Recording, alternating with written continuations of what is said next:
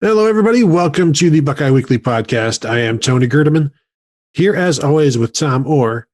Tom, how's it going? Good. We get to preview this weekend's games, which is always fun.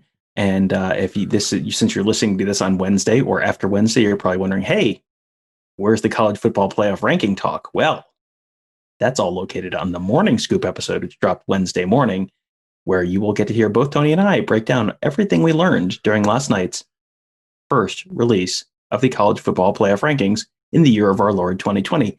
Just search The Morning Scoop on Apple Podcasts, Google Podcasts, SoundCloud, Spotify to find that and subscribe there, because I do that every day, except for tomorrow. I'm taking tomorrow off. First day off since we started. I feel like I've earned it for Thanksgiving. Tony, how are you? Oh, taking a day off, huh? I guess I'm good. We're 13 seconds into the show and I've already gotten a plug in. I feel like I'm working overtime right now. Yeah, I'm doing well as my English is very good right now. So we could, Tom and I could go on and on about the playoff rankings, but we've already done that. We don't want to do it again. We could totally tell you everything as it stands right now, but we'd rather just look at the week that is going to happen, the weekend that is going to happen. We won't be talking to any more Ohio State coaches or players because it is a holiday weekend or holiday week, and they've already everything has been done on Tuesday. So we won't have any more coach speak or players to talk to. So basically, we just thought, you know what, let's just preview the weekend, look at the games this weekend, talk about it. This is basically what we do on our Patreon show during the season. So you're getting to experience the greatness of that show right now. Tom, it's pretty special. It is pretty special. And we're recording this early enough in the week that there's a decent chance that at least some of these games get canceled between now and when they're supposed to actually get played. So, but we figured with everyone traveling this week or not traveling this week and just being home and needing somebody to listen to when they go do a turkey trot or whatever, we'll just give you everything up front and you can use it as you see fit during the course of the week. So if a game has been canceled between now and Saturday, sorry, that's not on us. Don't blame me. I voted for Kodos. And if you do go out and you are going to a turkey catch, which is when they throw the turkeys out of the helicopters, don't catch with your face.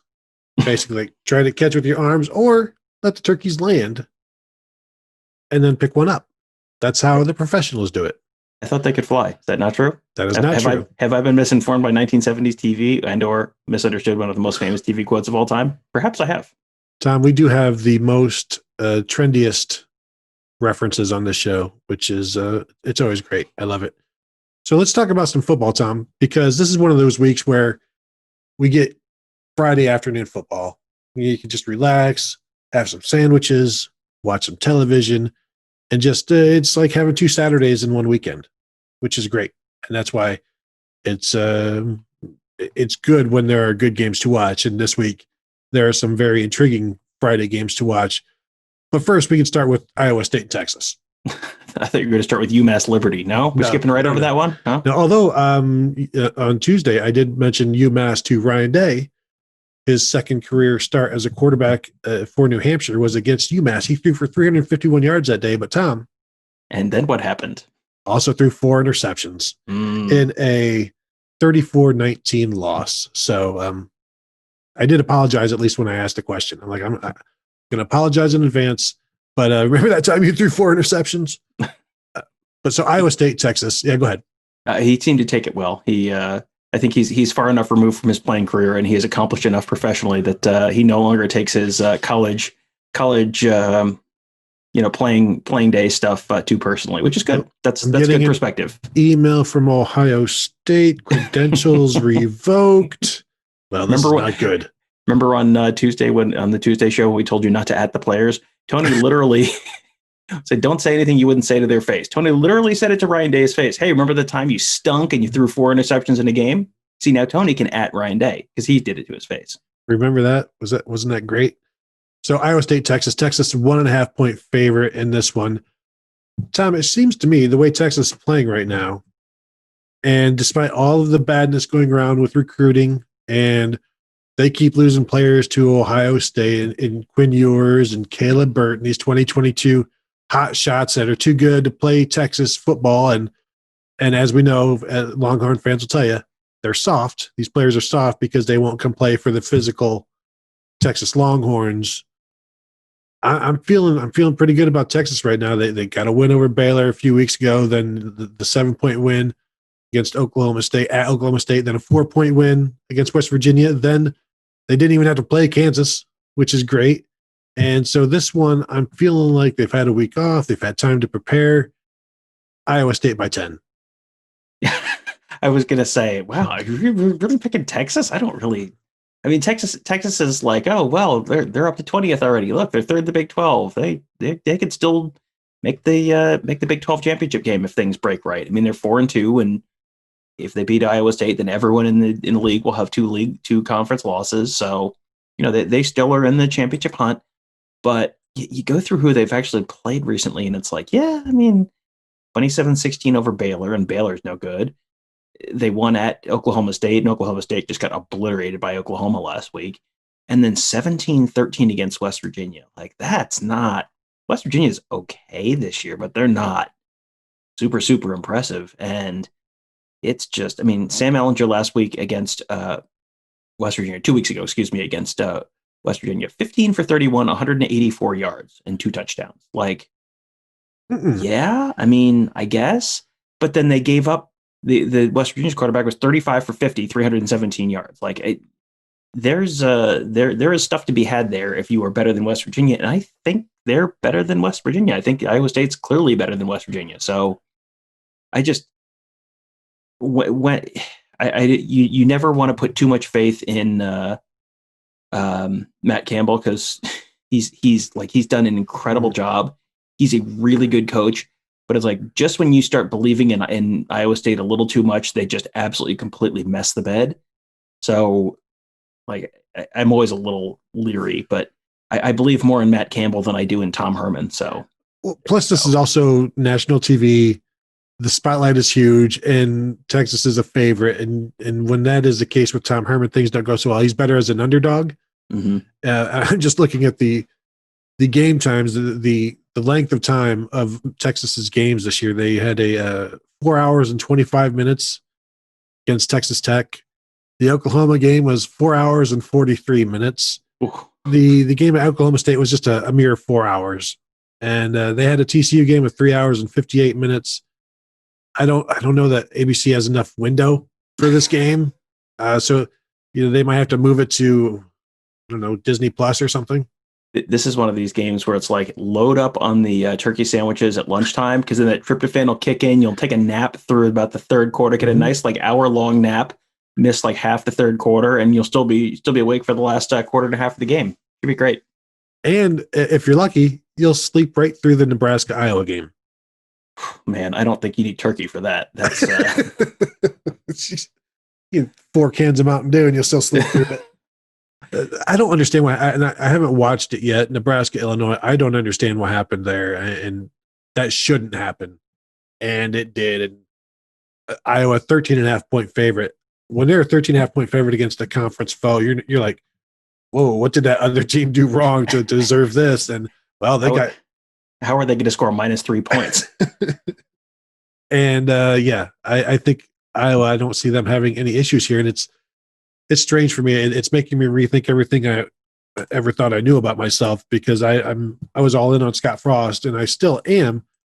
But at some point, I'm gonna have to figure out: am I wrong, or is Nebraska, the program, just not capable of what he is capable of? Because that's probably where I'm going to eventually end up. He's just too good for this world. He's simply too beautiful for this terrible, stupid world. At least Nebraska. Yeah, I don't know. I thought for sure that this is the perfect fit. This is the perfect answer, and it just hasn't happened. And you look at him on one side, and I think what we all thought he was going to do when he got there, and then you look at the other side, and Iowa. I had completely written Iowa off a couple weeks ago, because they had all the weird off-season stuff with the strength coach getting fired and all sorts of cultural issues within the program and allegations of mistreatment of players. And usually that's as soon as you have that snowball start rolling downhill, it gathers speed and momentum and size pretty quickly. And ends up flattening everyone in its path. And then Iowa comes out and just completely kills Penn State last week in Happy Valley. And again, Penn, don't read too much into killing Penn State in Happy Valley this year, but the last 3 weeks they've beaten Michigan State 49-7, Minnesota 35-7, and Penn State 41-21. I mean, that's like they started out losing to Purdue week 1 and losing to Northwestern week 2, and now all of a sudden, like, those losses look like, those aren't terrible losses all of a sudden. So yeah, I was not really prepared for Iowa kind of pulling itself out of its tailspin, but they've done just fine. And yeah, I don't know what the deal is with Northwestern or with Nebraska. I really don't. I'm that is one of the there are not very many programs in the country that are just like complete mysteries to me. Like, why can this program not be better? UCLA is one. Nebraska is one. I mean, Nebraska doesn't have great access to talent, but like, there's enough of a history there, and Frost had enough success at UCF that it's like you should be able to duplicate that to at least be like 8-4 every year, and they haven't. And yeah, I don't know. I don't know if they are going to be able to pull out of their version of a tailspin now to go on the road to Iowa. I mean, I think Ohio State fans are familiar with what can happen in Iowa City, and Iowa generally is a much better home team than road team, and they've been pretty decent on the road recently too. Yeah, I think that one, Iowa's like a 4-point loss at Purdue, a 1-point loss to Northwestern from being top 10, like in the national title in the playoff hunt this season. So that's, what that might mean, Tom. Kirk Ferentz, Big Ten Coach of the Year. Thought for sure you were going to say contract extension. I don't think he's getting a contract extension this year. Add another 5 years onto that, another like 30 mil. Why not? And then it's not like Brett Bielema is going anywhere. He will be here waiting for the job when it finally opens up, and he will do very, very averagely with that position. Did you have something else you wanted to add? Yeah, until he lasers that Iowa tattoo off of his calf, I will never write him off as Iowa's future head coach. Exactly. Now let's move to what is the game of the day, unless you're a Central Michigan, Eastern Michigan person. Let's go to number 2 Notre Dame at number 25 North Carolina, 3:30 p.m. on ABC. Tickets as low, Tom, as $381. Which means, hey, at least, these people get to go to the game, so why not make it a premium? Notre Dame 5-point favorite.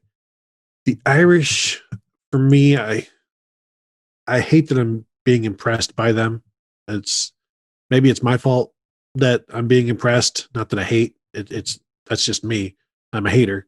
It's my fault that I'm being impressed by Ian Book and how well he played in that Boston College game, just making plays, avoiding the sack. Now, I don't think he's going to face that kind of scrutiny against North Carolina because their defense is bad. But I do have questions. Can Notre Dame keep up with North Carolina's offense if things are clicking? If quarterback Sam Howell is clicking and playing well? Because we have seen Notre Dame give up some points. Clemson threw for over 400 yards on them. Boston College threw for like 260, 270, and that's been their last 2 games. So while everybody is talking about Ohio State secondary, it's not like the Notre Dame secondary, which also features Isaiah Pryor, has been all that spectacular. And North Carolina, their offensive attack is pretty good. We're waiting for Mac Brown to put it together, and get that, marquee win. This would certainly be it. Although, Tom, will the ACC refs allow it to happen? Will the ACC refs go against traditional ACC blue blood UNC against traditional ACC member Notre Dame? Yeah, I don't know. That's the conspiracies go so deep every week in the ACC, as we've said for years. This was like going to the games before we hit record. Like, this was the line. Like, of all the lines, I was like Notre Dame -5, and we'll give you a little peek behind the curtain. When we're covering games, like, we generally, when we're at Ohio Stadium covering a Buckeye game, we generally don't get a chance to watch much of other games that are going on at the time. Like, if there's a big game, like we watched that, we had the Notre Dame Clemson game pulled up on our on a laptop in the press box. We were watching that during the Rutgers game, but for the most part, you don't get to watch a lot of these games. And then when you get home, it's like, well, there's a game or two you want to watch, and I have not watched, I don't think, a second of North Carolina in the last few weeks. And I thought, oh, wow, North Carolina must be doing much better than I was remembering, because for them to only be a 5-point underdog against Notre Dame is pretty impressive. And I pulled it up, and here's what they've done in the last 3 weeks: lost to Virginia 44-41, beat Duke, it's 56-24, and beat Wake at home 59-53. Which of those suggests to you team that is going to really give Notre Dame a great run? And let's just provide a little more context before we go any further. They were losing. They were losing after 3 quarters. They needed to have a 28-point fourth quarter just to pull out a 59-53 win over Wake Forest. They had given up 45 points in the first 3 quarters. They were down 2 touchdowns to Wake Forest at home after 3 quarters. What part of that suggests to you team that is about to beat Notre Dame? Well, and let's ignore also their 31-28 loss to Florida State. But I will say they are 2-0 against ranked opponents. They had a 27-point win against North Carolina State, who is ranked now, or was. And then they had a 56-45 win over ranked Virginia Tech. So that's double figures in both games. And sure, they've given up 40 points in games 3 times this year, and they'll probably do it again here. And you're looking at, like, even, I don't even know if Notre Dame will even bother needing to score that much.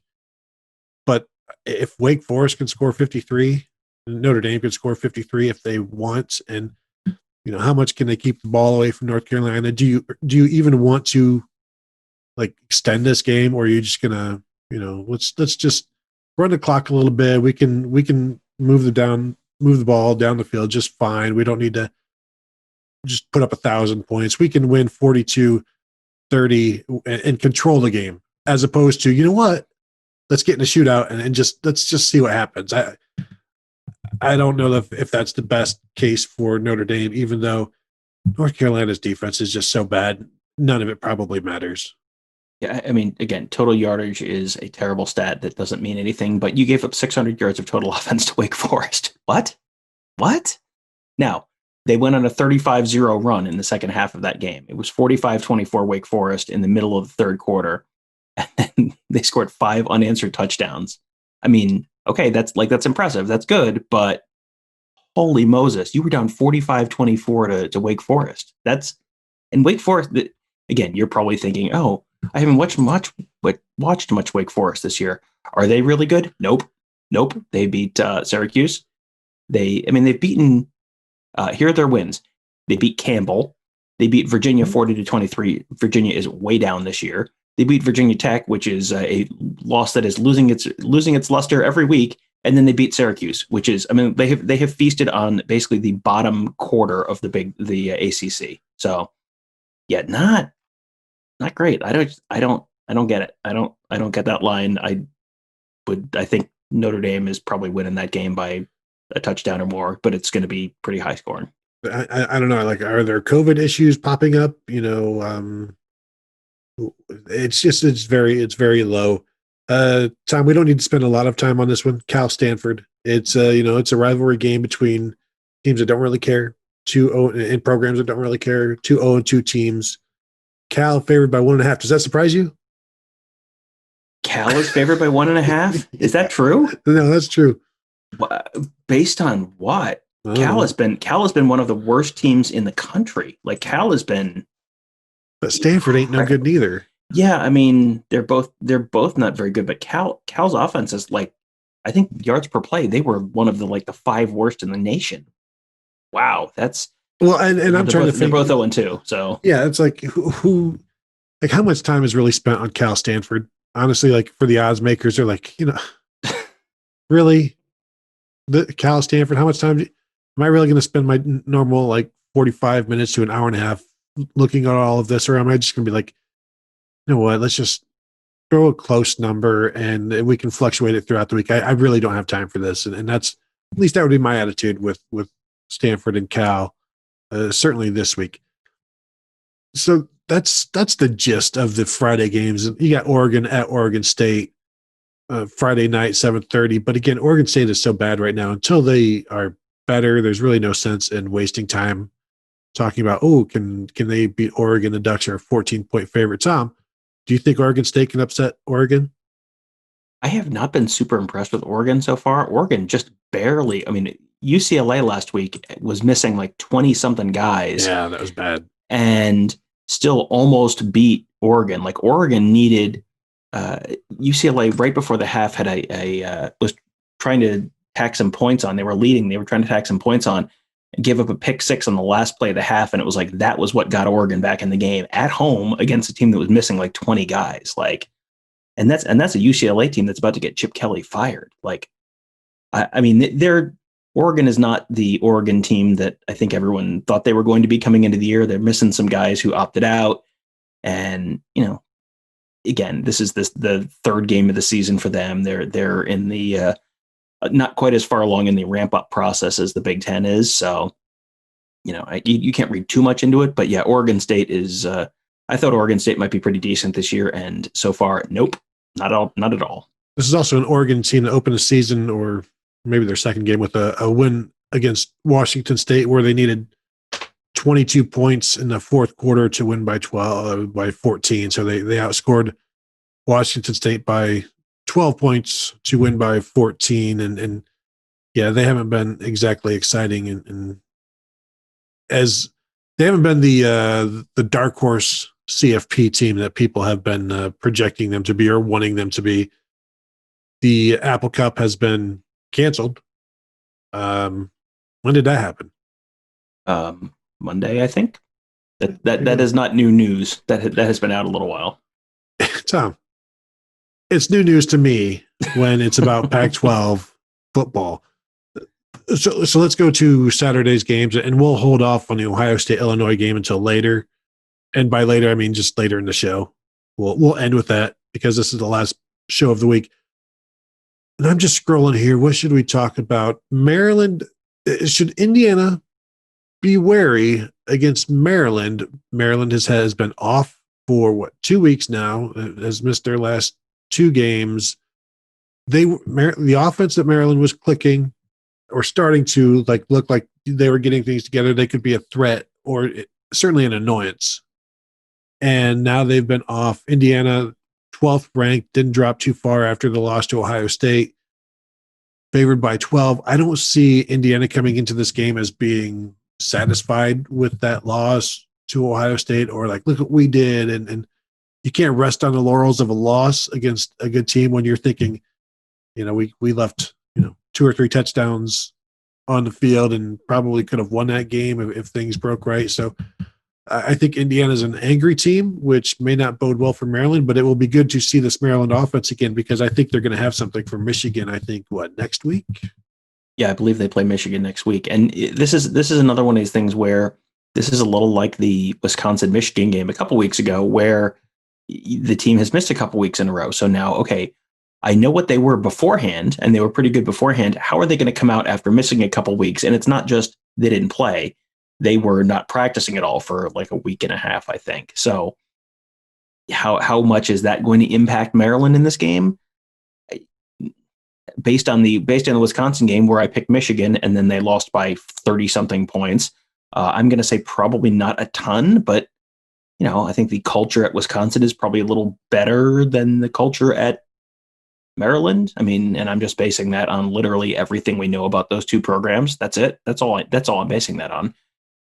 So, yeah, I mean, this would not shock me if this was a Indiana wins but doesn't cover kind of game, where they, Maryland can score enough to turn this into a little bit of a shootout. I mean, the over-under is 62.5. That's reasonably high. So, 30, 35, 28 kind of game. That's probably about right. Bowling Green, Ohio, Tom, your Bobcats should just absolutely destroy Bowling Green. You don't need to talk about that one. They almost lost to Akron a couple weeks ago. Well, they didn't almost lose, but Akron's like maybe the worst team in FBS, and Ohio was favored by like 4 touchdowns and beat them by like 7. So not great, but they're favored by 25 against Bowling Green, who is also extremely, extremely terrible. Very bad. They might have to drop down to FCS or get a new coach, whichever comes first. Who could have seen Scott Loeffler not working out? I can't believe it. Yeah. I can't believe it. And I'm looking to see if there are any other noon games to talk about before and there aren't. So, Tom, let's get into Penn State at Michigan, 12 p.m. on ABC. Michigan is a 2-point favorite. The over-under is 58.5, which feels to me maybe 30 points too many. But no, I shouldn't say that because all expectations are that Cade McNamara will start at quarterback for Michigan. And as we know, he is, to me, just watching him and when watching his confidence, his air, his moxie, if you will, to me, he is a combination of all of the great ones. And I'm talking Shane Morris, John O'Korn, Brandon Peters. There's even a little Joe Milton in there where Dylan McCaffrey, the mobility, all of these guys together. And when you watch him play, he's everything you could want a Michigan quarterback to be, in that he completes passes to Michigan receivers, which is something that Joe Milton wasn't able to do as much. And so for me, just watching Cade McNamara play, my faith, this pandemic has taken a lot out of everybody. Watching this offense with Cade McNamara, my faith in humanity has been restored. My faith in Michigan has been restored. My faith in just even DoorDash is getting to my house quicker. The faith in the service industry has been restored. I cannot speak highly enough about what Cade McNamara has done, not just for Michigan, but for all of us. Tom. I don't want to oversell this, but Cade McNamara's performance at Rutgers was so impressive that it was like the Ark of the Covenant at the end of the Raiders, the Lost Ark. If you looked at it directly, your face melted off your body. That is how impressive it was. I mean, to walk into SHI Stadium and put on the performance that you did against a Rutgers defense, my goodness. I mean, should they just reset the Big Ten season? Like I'm gonna hit the reset button. We're gonna start over because now Michigan, this is the year. It's gonna happen.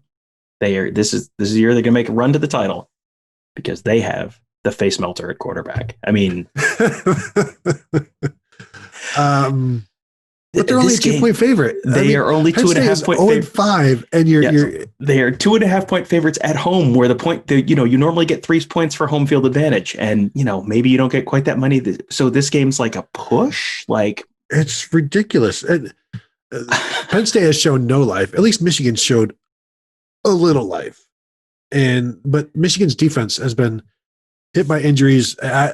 Like they're without the offense was out there without their 2 offensive tackles. They may get them back. I don't know. They were without their starting center. So they started a redshirt freshman at center. They've got a true freshman at guard because he's in because the old guard had to move to right tackle because the right tackle was out. So they basically have one offensive lineman, I believe, who is where he was at the start of the season. And then on defense, you're without your 2 defensive ends. So on your defensive tackles, Carlo Kemp is at defensive end because, as we know, they have no depth. And so then they also lose Cam McGrone, their middle linebacker. They lose safety Brad Hawkins. Jim Harbaugh's like, yeah, I have updates for them, but no, I'm not going to give you the updates on them. That's what he said yesterday. So who knows how long those guys are out. And also maybe the worst part about all of this, Tom, their corners are healthy. Oh man, things are just completely falling apart. Yeah, I first of all, these 2 teams have combined to play 10 games this year. How many times have they covered the spread? Once. Michigan's win over Minnesota. Ding, ding, ding. 9 straight failures to cover the spread for these 2 teams.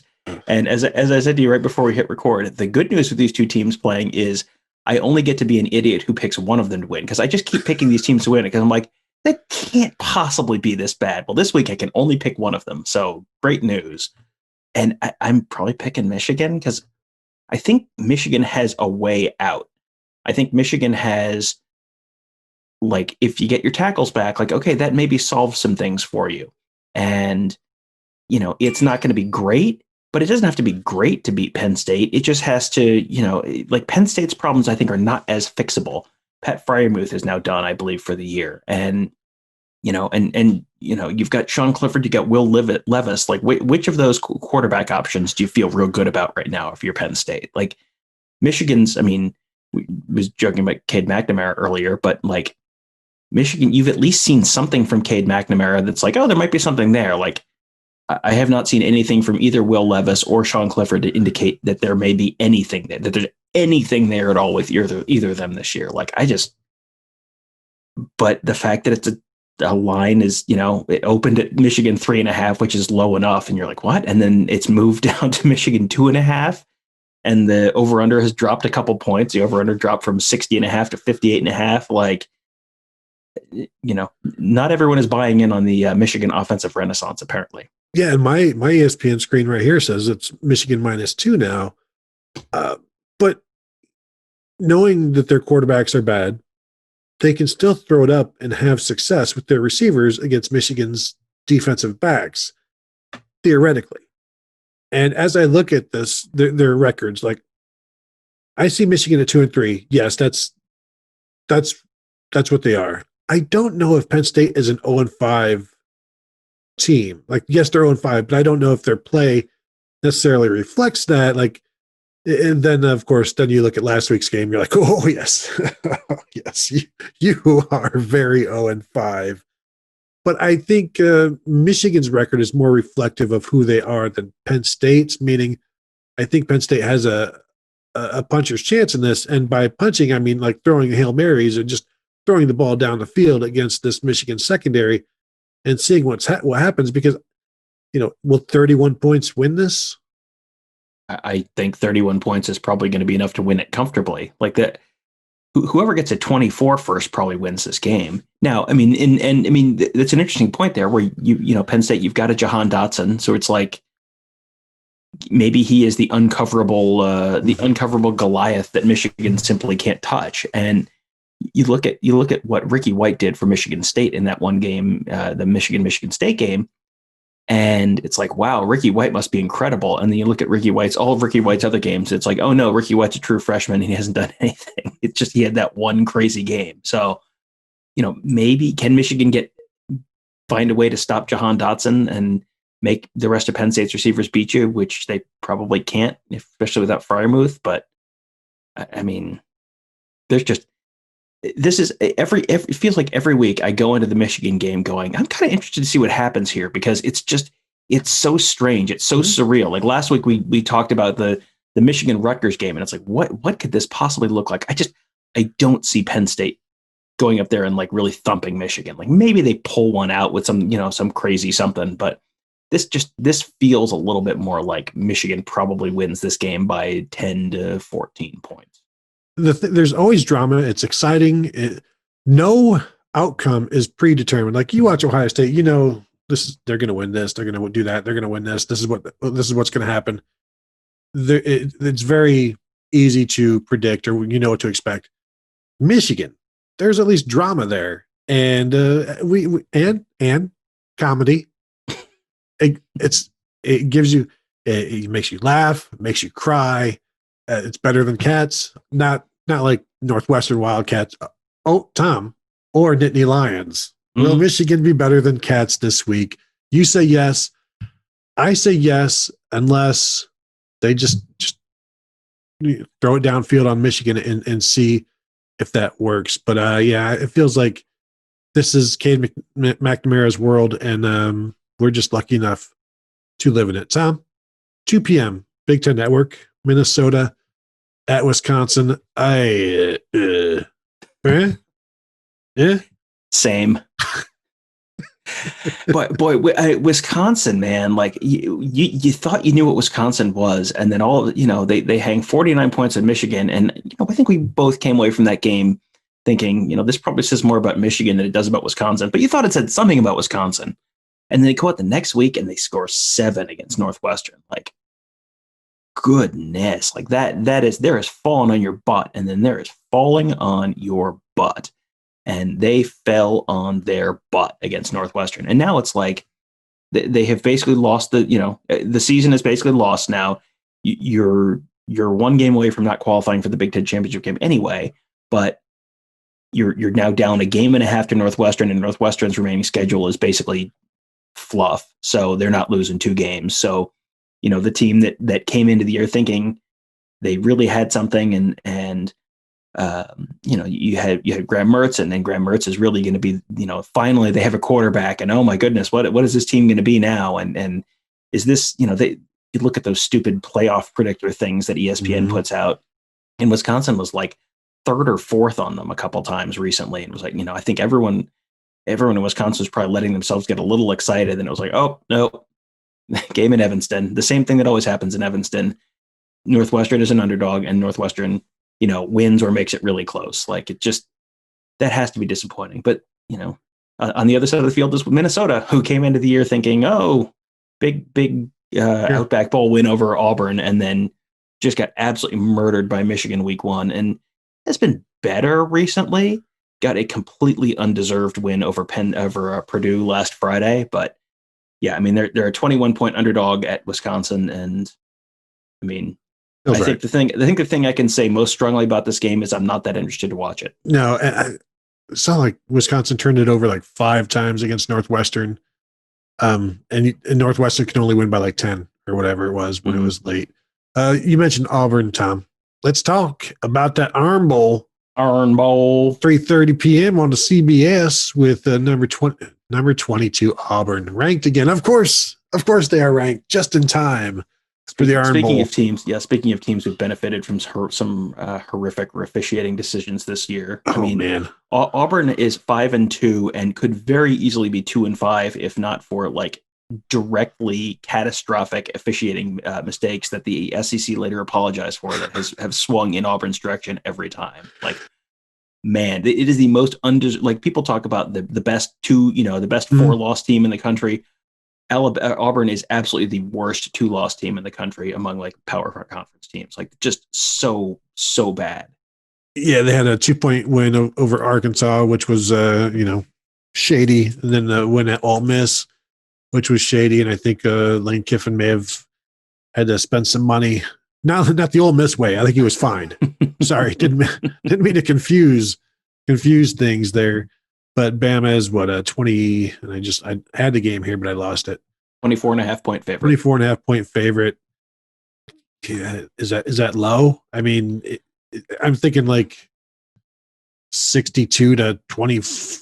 Although, let's see if Bama's defense can hold somebody down, and not that Auburn's offense is great. They're going to possibly be without Tank Bigsby, their running back, this week. So, yeah, I mean, if you're making me bet on this one, I'm taking Alabama. I'm going to lay the points, and I may, if I could cash in at halftime, that would be great. And I think I might be able to, but then that second half is where maybe it might get me, kind of like the Ohio State Buckeyes. This feels like an Alabama and the over kind of game, the over under 62.5. Like this, if this game is 45-24, I mean, like that seems like that would actually be fairly low on Alabama's side of things. Yeah. And if Alabama is probably going to keep the hammer down as on this one a little bit. I mean, they beat Kentucky 63-3 last week, and those teams are not rivals. So I'm sure they would absolutely love to crush Auburn. Because here's the thing, Gus Malzahn, I don't remember what Gus Malzahn's buyout is, but it's like in the neighborhood of $20 million right now. And there are only 2 kinds of seasons at Auburn: the kind where Gus Malzahn is on the hot seat, or the kind where Gus Malzahn gets a contract extension. This is one where if Alabama just obliterates them, they could have Gus Malzahn on the hot seat again, and that will never hurt in terms of recruiting for Alabama. And I'm sure Nick Saban probably wouldn't mind just really just kicking their butts up and down the field. So yeah, I'm I think Alabama pretty comfortably here because I just really don't believe in Auburn. I mean, Auburn just killed LSU 3 weeks ago. They beat them 48-11. They beat Tennessee 30-17. And you look at those, you're like, wow, those are two really good quality wins. Like, well, friends, gather round. Let me tell you about what LSU and Tennessee are like this year. And it's not fantastic. So, yeah, and outside of them, it's like the 7-point win over Ole Miss, 2-point win over Arkansas, 16-point win over Kentucky. Like, there's not a whole lot there. And I mean, Auburn lost 27-6 to Georgia and 30-22 to South Carolina.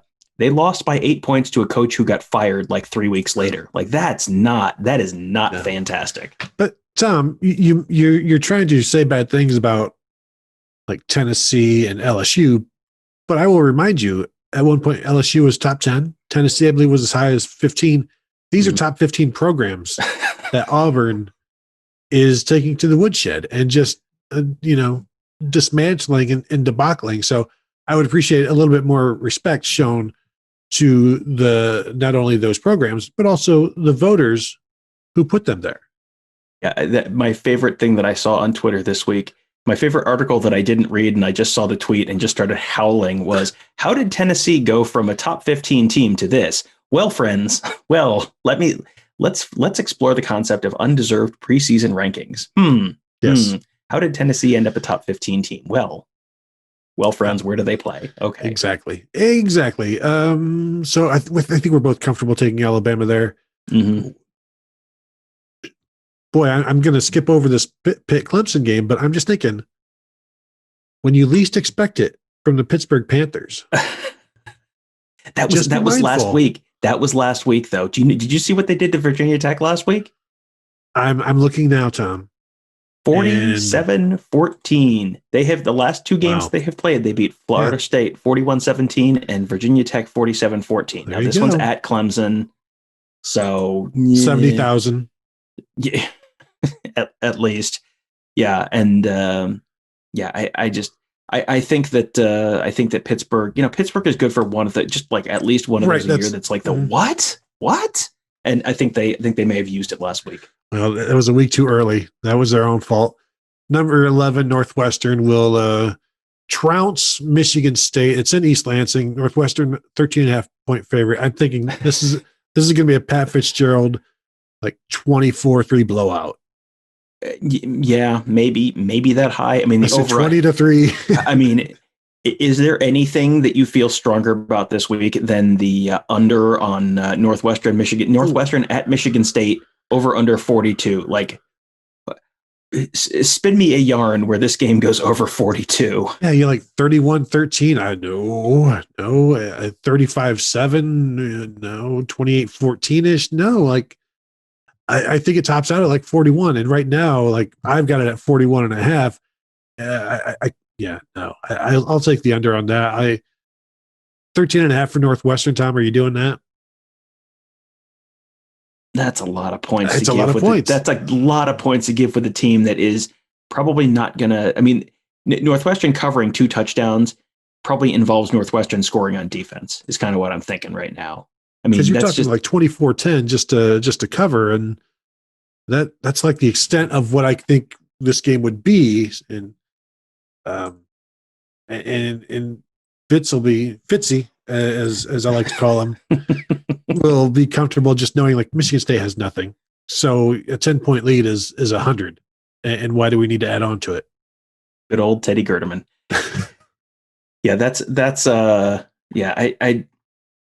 Northwestern does not need to win anything with style points now. I think Northwestern probably has a good sense that they're probably not going to win the national championship or make the college football playoff this year.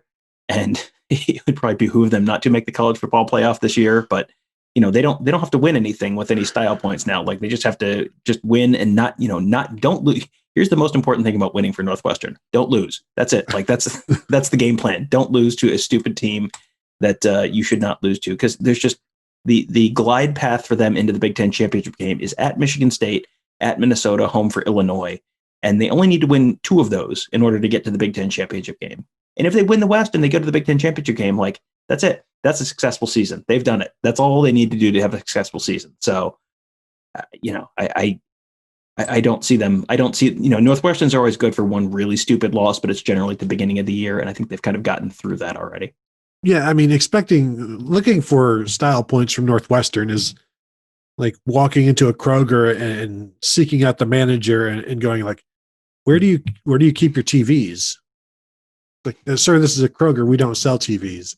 Like, oh, of course, you're looking in the wrong place. And that's Northwestern and style points, because ain't none of them there. The most stylish thing about Northwestern is their practice facility. Everything else is like, mud. Purple mud. Purple mud, which was also my band's name. Tom, I'm looking through. Let's not talk about Colorado USC, please. Done. Cincinnati was impressive last week. It looked like they were on the ropes a little bit, and they're like, nah, we're good. We're just going to blow through it, and they'll do the same thing against Temple this week. But yeah, 36-33 at UCF last week. UCF tried it and mounted a little bit of a comeback, but I'd like to see the Bearcats in the playoffs personally. I think as much as any group of 5 team has done to earn their spot since the playoffs have started, I think Cincinnati has done it, given all of the I don't want to say trash. That's a terrible word. The difficulties that teams are having in being good. Is that better? Yeah, and that's not bad. And they have they have been just very consistent, and they won by 3 points last week. That was the first close game in basically since September, and they won by 3 points, but they had the ball inside the 5. I think the game might have ended with them having the ball at like the 2-yard line. So they could have punched it in and had another 2-score win. And they don't have an incredible resume, but they won on the road at SMU 7-2 this year, and they won on the road at SMU 42-13. Like that's a quality win. And I am all for a little bit of novelty right now. Like, I don't need to see 2 SEC teams in the playoff again. I don't need to see Notre Dame go into the playoff and get murdered again. Like I've seen that. Like let's change the channel and watch something else, because we've seen that. Like if it's Alabama, let's just say it's Alabama, Ohio State, Clemson, and they all win their conference championship games by 2 touchdowns. Like, sure. Like, I don't need to see a Texas A&M team that has not really beaten, had kind of a fluky win against Florida, and then other than that has just been like meh, like basically played no one and beaten no one, and then got annihilated by Alabama. Like, I don't need to see them in the playoff again. Like, I don't need to see them try and beat Alabama again. Like, I've seen it. They had a chance at home and they lost by 4 touchdowns. I'm so old, Tony. I can remember when a big blowout loss would basically disqualify a team from the college football playoff. Can you remember a time that ever happened? Yeah, it's been a while. I'd have to think back. Although my phone will give me, here's where you were 2 years ago, and it's like, oh, you're watching Purdue destroy the Ohio State Buckeyes. And Tom, as I'm scrolling through here, there are no decent evening games at all. Like, there's Rutgers at Purdue is the 4:00 game, and that might be the best one of the bunch. LSU at Texas A&M at 7, gross. Kansas State at Baylor at 7, no. Duke, Georgia Tech, no. Memphis Navy, it's respectable. At least that might be the most entertaining one. Georgia at South Carolina at 7:30, no thank you. Oklahoma at West Virginia, at least there'll be some points on the board at 7:30 on ABC. TCU at Kansas, I'm going to say no. Virginia at Florida State, I'm going to stop you even before you start, Tom. Here, I'm going to throw this out there. Nevada at Hawaii. Yes, Nevada at Hawaii. I stayed up till the very, very, very end of the Hawaii game last weekend and was rewarded by a shot of. Do you? I don't know if you stay up for Hawaii games the way I do. I try. I can't. Do you know who the head coach of Hawaii is right now? Yes, I don't know that I could tell you, but when I saw it the other day, I'm like, did you know who the head coach of Hawaii was? Tell me, because it's Todd Graham, former Pitt and Arizona State head coach Todd Graham. And I wanted to be on, not to interrupt you, I want to be on Twitter like, did everybody know this? When did this happen? Todd Graham and Carl Durrell are both coaching in major college football again, and it's like, what? How long was I in a coma? What is going on? This is officially the weirdest thing to happen this year. It's crazy.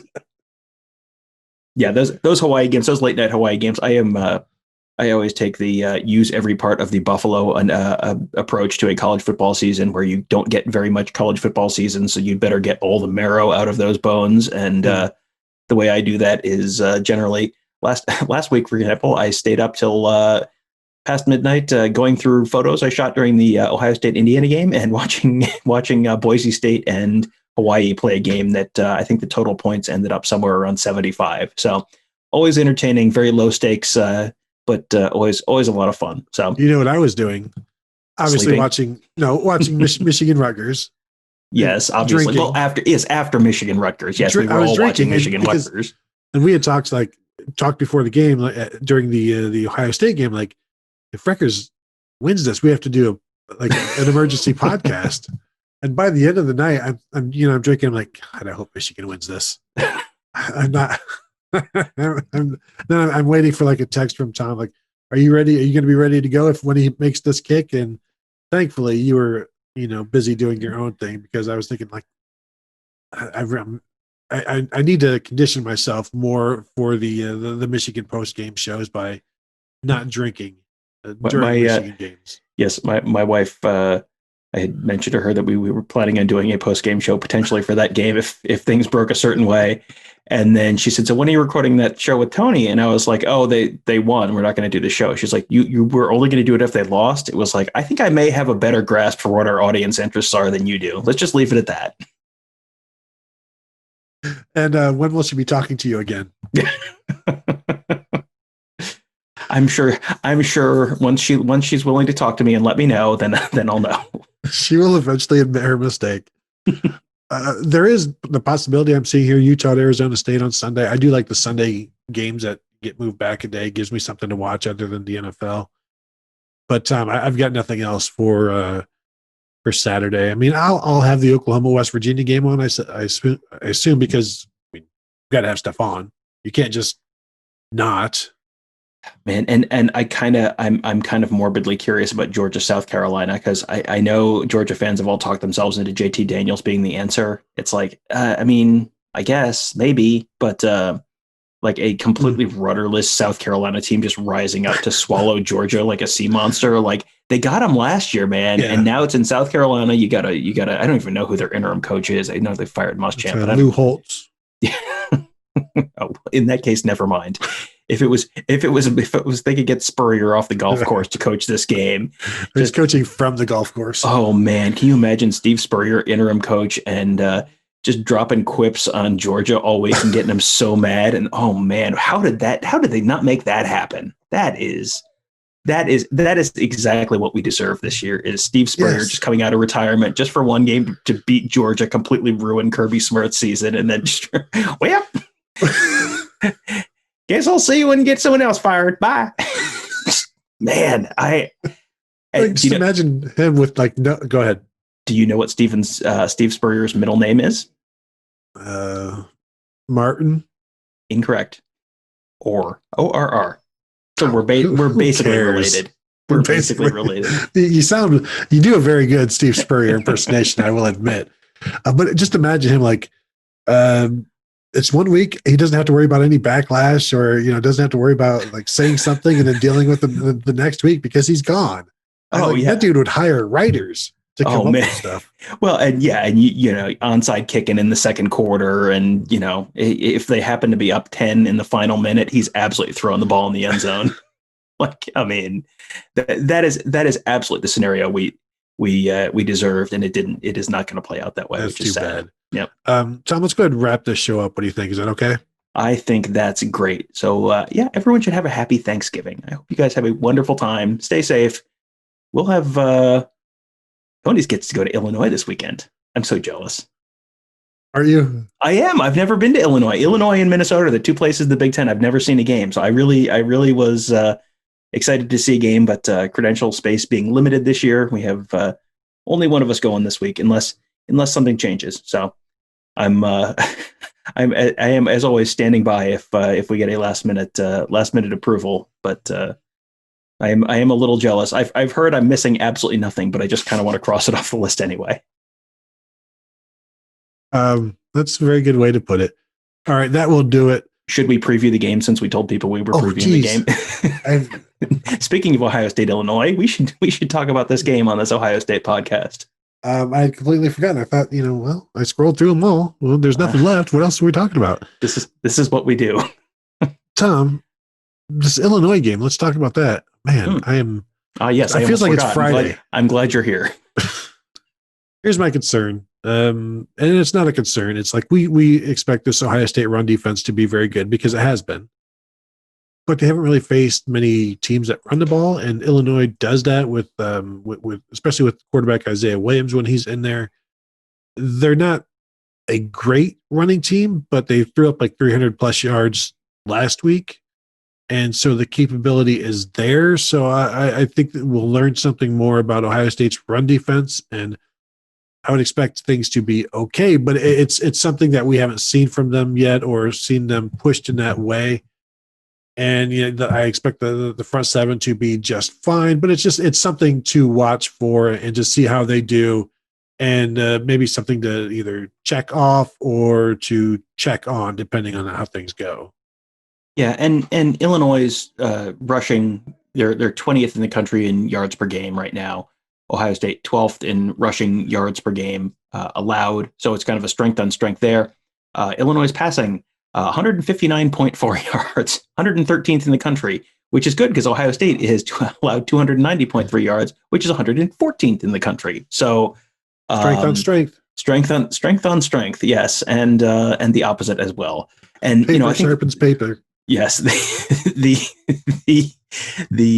Illinois number is probably a little low because Brandon Peters did miss a couple weeks, so they have we're playing Isaiah Williams. They have started 4 quarterbacks this year. That seems like a lot in slightly over a month. That seems bad. Hey, at least they have depth. They do have depth, and they do have Brandon Peters is back this week. So their pass offense should probably not be quite as bad as those numbers would suggest. But yeah, I mean, I think this is one of these games where you can't ever assume Ohio State's going to do anything too explosive or exciting while they're in Champaign. Because the last time I wrote about this today, or on Tuesday, so you may have already seen this on BuckeyeScoop.com, but the last time Ohio State lost in Champaign, do you know when that was?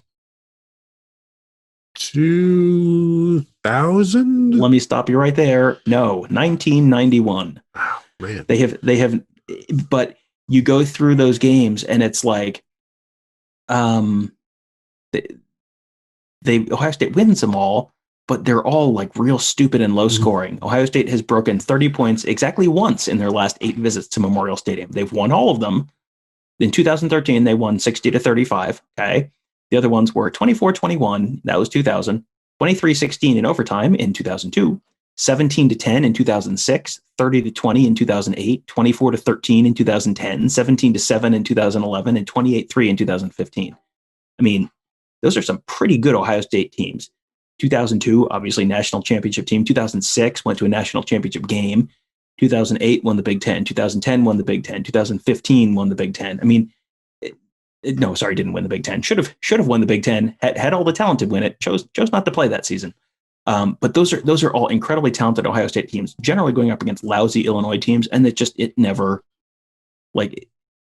pans out there. It's always bad and low scoring, and you come away from the game going, wow, they look like terrible. Like they won, but they look terrible. And maybe this is the year that it all changes and Ohio State puts up 63 points and wins 63-10 in Champaign. But I am not guessing that is going to be how that plays out. I'm looking sunny and 45, which I'm not buying at all.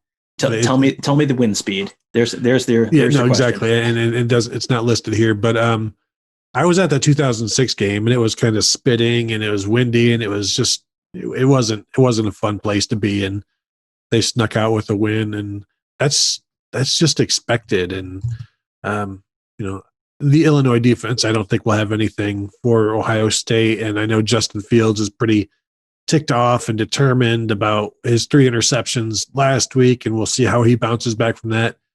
Whether he stays aggressive, and it's not necessarily being aggressive, it's just being smarter with the ball, because we know 2 of those interceptions, you're throwing the ball while you're basically being sacked and you're just throwing it up for grabs. That's not being aggressive. That's just being careless, and he can still stay aggressive while being careful and just eliminate those throws. Remember how like Todd Beckman, like every game would have a throw like, what are you doing? Like you're falling to the ground and you're throwing and you are, you're a 4th year, 5th year junior because of the gray shirt. And then you're a senior and you're still doing these things. It's like, why? And this was the first instance of Justin Fields doing that. And talking with everybody, nobody has any concerns. We haven't even really talked about it in the last show because it's like, well, yeah, it's not an issue. It doesn't feel like an issue. If it happens again, then maybe it is an issue. If it happens again, it is an issue. But I don't think anybody's expecting it to happen again. And if he does throw an interception, take that interception and see why it happened. Don't just throw it onto the other 3 that happened last week. Mm-hmm. Yeah, and this is the thing where I think last week he might have been pressing a little bit and trying to make big plays happen when there weren't big plays there. This actually might be a decent test. Like if they do get in one of these kind of like low scoring crap fests again in Champaign, like they pretty much always do, will he try and press again there? I mean, if he doesn't, that's probably a good sign. Like take what's there for you, take what they're giving to you and just move on, get out of there with a win and don't try and do too much. I did pull up the forecast for Champaign. According to weather.com, winds of 5 to 10 miles per hour on Saturday, wow. Which I assume that's like not in like English miles per hour. And that's like rods per hogshead or something. And it translates to 80 miles an hour. I don't know. But yeah, so maybe actually a pleasant day in Champaign, which would not be great news for Illinois. No, not be good news at all. And I'm thinking the Ohio State run game will continue to excel. Josh Myers was very upbeat about it, and that was one of the positives that came from Saturday's game, rushing for over 300 yards. And it wouldn't surprise me to see them do that again as they try to remain balanced. Tom, it sure feels like, Urban Meyer wanted 500 yards a game and balance, and it feels like Ryan Day prefers 600. Like, while we're here, let's just go get 300 and 300. And then when people complain about it, I can say, just put up 600 yards of total offense, kind of like you did last week, where it's like, we rushed for 307 yards and, 3 for 300. I don't know why there's any issues. But then the issues are also, well, you would have put up 750 if you didn't slow things down in the second half. I'm just saying. Yeah, that's I don't think the offense is the concern on this team right now. Put it that way. I think that they'll be fine. And Illinois' defense is not very good. Illinois' defense got completely dump trucked by Wisconsin. And again, that was week 1, so it's been a long time. But still, they have not been. They looked bizarrely good against Nebraska last week, but I don't know how much to read into any of that. Like I have lost all ability to have any sense for what anything involving Nebraska means this year. That's just, yeah. But they barely beat Rutgers the week before that. They were winning that game for all of 3 seconds in the game. They kicked the go-ahead field goal with 3 seconds left. They were trailing the whole game before that. They got killed by Minnesota at home, 41-14. Mm-hmm. They lost to Purdue at home, 31-24. I mean, there's just not a lot of talent there. It's just, this is a Lovie Smith Illinois team, and it's like, yeah, I mean, it's better than a Tim Beckman Illinois team, but it's not, the good Ron Turner Illinois teams. It's not even the Ron Zook Illinois teams. It's just, it's an Illinois team. Apparently. Yeah, they gave up 371 yards passing to Purdue, gave up 325 yards rushing to Minnesota. So when your defense is equal opportunity bad, that's going to be an even worse sign against Ohio State. So I'm going to take Ohio State here, 28.5, Tom. That I've as we've talked it through, I feel okay about that. I feel okay putting those points down. I think I'm going to take Illinois. I think I would Straight give up? those points. Yeah, yeah, exactly. Yeah. Illinois money line. Put that mortgage on it, son. Yeah, I just think your wife was mad at you before. Yeah, I just 28.5 is a lot. And how much faith do you have that the Ohio State defense is going to completely shut them out? Not probably a ton. And how much faith do you have that the Ohio State offense is going to put up substantially more than 40 points? I mean, that would be a real outlier in Champaign. And, the weather's better this time than it has been in a lot of different years. And, maybe, but, if this game was, 42 to 16 or something stupid like that wouldn't be at all a surprise. And then you've, that 42-14 with it being 28.5 points, like that half point might get you. So that's I think that's more points than you look at Illinois and go, well, they're terrible and Ohio State's good. That's not that, but yeah, I could see Illinois kind of just doing just enough to, there's one drive where Brandon Peters marches them right down the field at the start of the game. And then there's one drive at some point in the second or third quarter where they put in Isaiah Williams and they have a drive where the Wildcat thing works and they move the ball down the field. And then, there's just one other something late and all of a sudden, ta-da, it's 45-17 and you've lost your bet. The thing though is that they're going to score 52. So that's what you failed to account for. So like 52, 21, and then I got my 31 points. Yes, 31 points. Thank you. I am good at math. Yes, you're feeling really smart until you realize you've just picked Ohio State to score 50-something points in Champaign. Yeah, sure. Not that it's going to work out great. Absolutely. Do you know how many times they've scored 50 points in Champaign? I think in program history, I think the answer is 1. I believe the answer is 1 because they've done they hit 40 a few times in the 90s. They had I think they had 40 in like 96 and 40 something in 98 and but yeah, it is not a place where they tend to score a ton of points. And they had a 49-42 game at one point in the early 80s, but yeah, that is not a place where Ohio State goes and just hangs 60 points in the routine matter. Yeah, no, I agree. I agree with me. That basically is what I'm saying. So let's go ahead and wrap it up. And we are done now. Correct time, we are done? Yes, and I've already told people to have a happy Thanksgiving, so I'm not doing it again. So do whatever you want on Thursday. I don't care. Watch the Lions for all I care. And I need to get out of here because my backdrop is going crazy here. And I'm just going to get out of here before something bad happens. So thank you all for listening, and we will talk to you guys next week.